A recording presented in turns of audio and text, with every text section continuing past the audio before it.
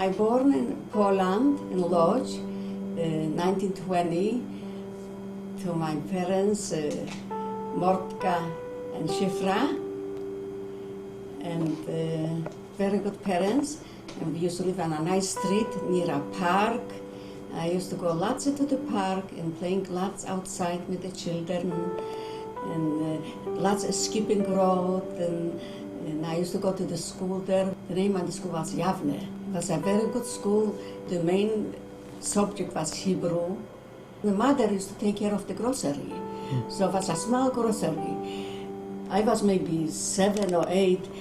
So they haven't got much in the grocery, but somebody needs a little bit more flour, a little bit more sugar, or more cigarettes. They sent me to the corner store, to the biggest store to buy it. They got 3 children, they sent me, and I used to be good in all those things. Going fast and listen good what they say. You know, I always was a good listener, what they're saying to me, and do things what they're saying to me. So the brother from the mother's side, Rose Brown's mother, the uncle, he used to be a baker, and he used to bake blueberry buns. And you know, blueberry buns was something very special. Big and lots of blueberries, not like in Canada, a big dough and a few blueberries, you know. So I used to help them out. So he was baking the blueberries, and the daughter used to go to the smaller village where people go for the summer, just in the country, and sell them. So I used to go with them, carry a basket, you know, those farm baskets, and I used to go with them. So I was eating those blueberries. I was very much, eating was for me very important always. That's how I survived in Germany, because eating was for me important. So I used to work many places. I used to work day and night in Germany and eat day and night.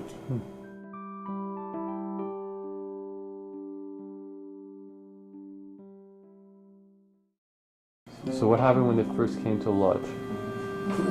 They start to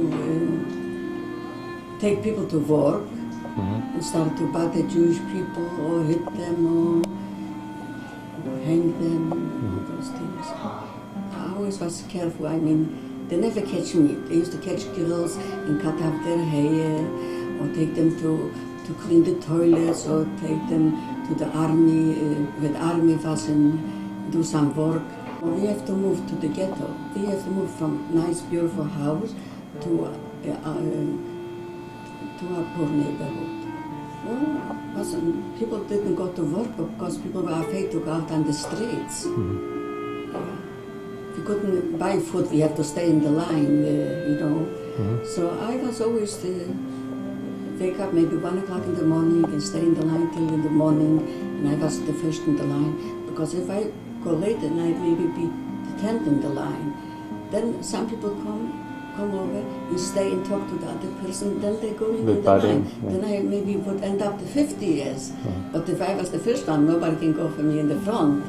So I always came home with bread, and because maybe 50 years later people were sold out the bread. So I was always in the line first, and I always came home with something and so on. And then soon started the war. Soldiers ran away, so the barracks were open. So people went there and took some food. Some people carried big sacks of peas and beans and barley and some crackers. And I took some crackers too, a big sack of crackers. Long time in the war they were eating those crackers.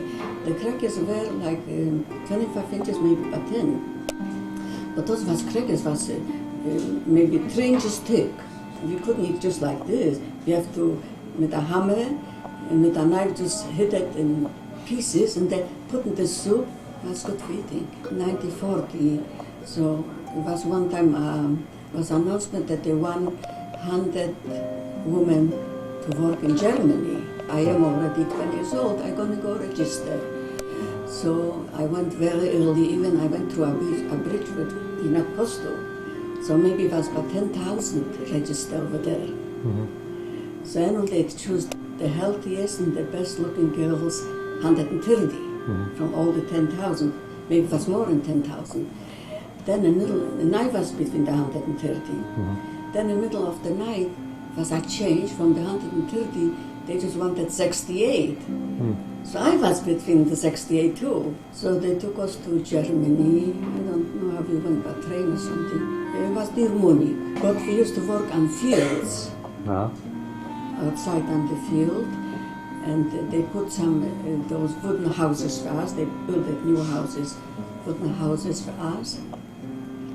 And we got good food, and we got soap, to wash ourselves. Everybody got a big basin we used for washing. And we got good food. We used to work in the winter, we used to work in the field. And how long did you work there? Till 1943. And not just there, then they sent us to another place, Augsburg. So there we worked inside in factories, some with very small things. So small like a pin. With a tweezer, take it from the box there and put in this machine. I press it in the foot and got flat, this little thing. Then I put it in the box. But somehow it was going automatically. The machine was automatic. I have to do enough first, there and there. And I was good in this. I was very fast. I was always very fast in everything. And I always did good my work and so. There we worked maybe 2 years. And after we didn't work anymore. I don't know, it was any work or something happened. So maybe 6 months we didn't work. Finally somebody said rumors that they want us away to the camps, to other places. But the government didn't want to send us away because we were working for the government and we were not so treated like plain people. We were very important for them. So after a long time, finally they sent us away and they was to Auschwitz. But we went in regular trains. Yeah, with seats and windows and everything. Well, it was windows, yeah. So then we came to Auschwitz. In March, 1943 March. So when we came to Auschwitz, we saw through the fences. We asked those people who took care of us. I say, the people were living like in a mental home. That's where we looked at the fences. I say, who are those people? So they say to us, you're going to look like this too. And mostly transport went to the gas chamber and for other things. But our transport were all the way in. Because they know who we are from Germany, so. We have to undress and the soldier looked at us if we're healthy and the body's clean or so. So then they did the tattoo. So they made the tattoo, did it hurt? Yeah, it's hurt. Every stroke hurts. Hurts very much, but we didn't think, we just think what's going to happen. So we didn't think about this what hurt. So then we got those places to sleep like 5 or 6 and like horses were, before was horses there, I think. Yeah. So, and then you got outside work to the field. So it was for 3 days I went there and I saw some trees, so I picked some apples, but it was still small and green. But I brought to the camp, to this concentration camp, and I changed it to the foreman. Not sold, not for money. So they gave me bread or margarine or a big cup of jam. They used to give us jam. And then I got lots of food for them. Then another time I brought something else home and I changed it. Because for me to eat this little apple, I mean, it was important. A piece of bread made me feel a lot more. And the morning they wake up our people to stay on the street, it was still black, dark. But I always figure out I have to go first to the wash. So I woke up maybe an hour before. You know, I got a clock in my head. So I went to the washroom and I washed myself up. We never have to be, they call it selection, where they choose the people left and right. I always got good food. And nice clean bed to sleep. And once a week we got nice parcels, what they sent to the camp. For other people who, they were dead already. So there was lots of sausages and onion and bread, and some cakes. We were treated very good.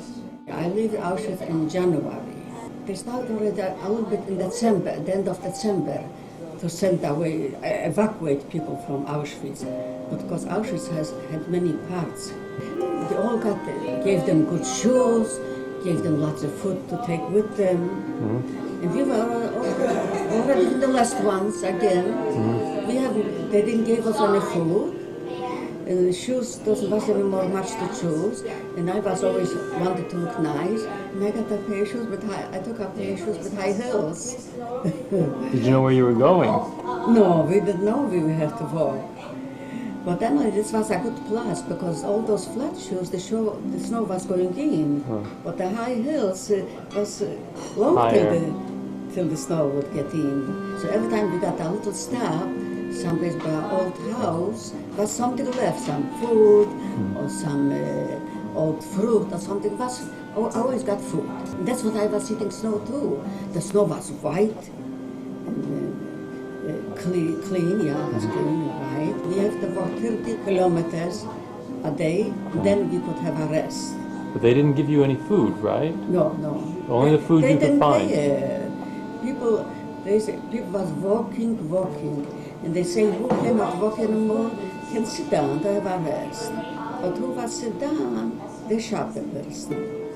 And a wagon was going and pick up those people. So I don't know how many days we were walking, but then they put us on those wagons, on those open wagons, January open wagons.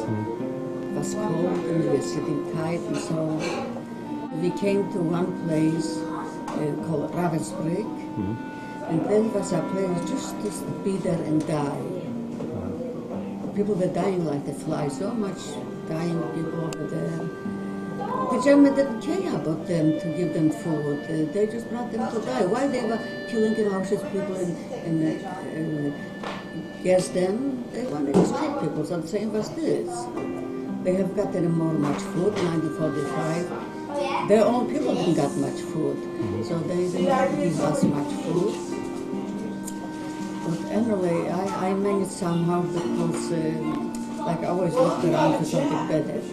I went behind the kitchen where they put the garbage cans with so I picked up a whole bunch of when they peel potatoes, but they don't peel so thin, they thick.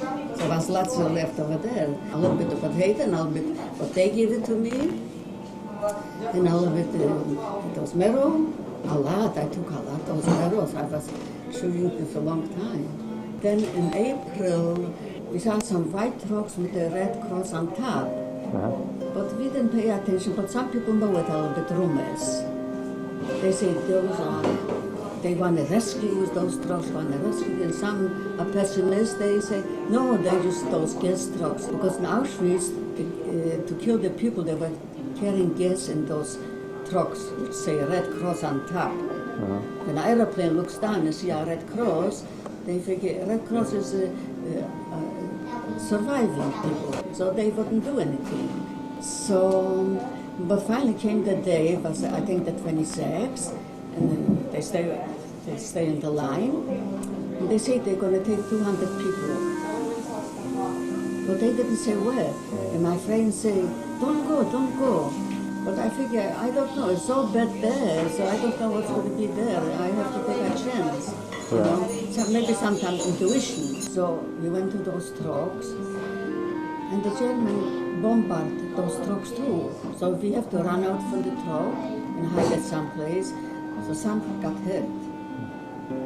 Yeah, and they had to go to the hospital, and maybe they couldn't go with us anymore. So anyway, we came to Denmark, Copenhagen. It was the summer, nice, clean, and we went to the park. Yeah. Nice park with big benches, those picnic benches, and they served us lots of food, lots of good sandwiches, open-faced sandwiches. Right. I remember it was the brown bread, you know, those pumpernickel bread, and we used to eat, have a bite and put it in the bag for later. Have a bite, put it in the bag for later. And so they say to us, you don't have to do this, you are free people now, you're going to have lots of food now. I think we spent there 2 days. Wow. Yeah. And then we went to Sweden in a nice boat. We landed in Sweden in Malmö. Yeah. Beautiful country, so nice. Oh, see all the free people and no policemen anymore with us, no SS anymore with us. And they took us again quarantine. First we got good showers. The washing was with brushes. Yeah, you know, not hard brushes, but you know, soft brushes, kept us clean. And then they took us to all the biggest department stores. And everybody got 2 sets of clothes. We got X-rays. My chest X-ray was good, my blood was good, and my skin was clear. No marks from torches. I haven't got any marks from torches. I was just skinny. They say healthy and skinny. That's what say my paper. And I was 40 kilos. The weight I lost in the Rojza break. All the time I was in good shape. Not too skinny, nice, the hair clean and everything, long hair. I got long hair. Yeah. Lots of people always got shaved off the head because they keep themselves clean, because washing was for me very important always. Yeah. That's how my father used to always tell us. Then we went someplace to a resort, a ski resort. So I stayed there till November or December. I told them that I was feeling good and I didn't want to be in such places when I have to go to sleep or when I should eat or beyond there. I want to be a free person. Always my life was going to be a free, born free. Yeah.